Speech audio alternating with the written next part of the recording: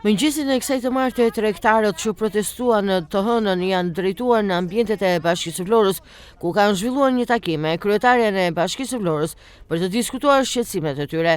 Sipas tregtarëve, në takim është folur mbi problematikat e ngritura gjatë protestës, si dhe mbi ndikimin që ka patur konkurenca e pandershme në aktivitetin e tyre të përditshëm tregtar.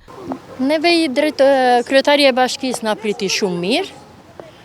U mundua të na kuptonte, u mundua të na sqaronte, po një gjë që e ka vulosur dikush më përpara, nuk zhvulloset më dot. Ne do vrasëm veten për tregun e qytetit atij. Ne kemi probleme sepse hapësirat publike që janë jashtë janë mbushur me fruta perime dhe brenda nuk vjen asnjë klient, asnjë person. Dhe ne jemi në krizë normale që po shitëm. Erdhëm, bëm kërkesë te kryetari i Bashkisë, dje ka ndalë në protest. Ka ardhur nën kryetarja, e ka parë si e njëjta gjë atje ishte. Nuk është se u bëna një. Erdhëm sot te kryetaria dhe kryetaria tha deri në 31 dhjetor ai person ka kontratë. Ja ka dhënë i pari i Bashkisë. Dhe në 31 dhjetore prapë tha e kam unë, tha të drejtë dhe unë do ta heq. Deri atëherë tha unë s'kam ç'të bëj.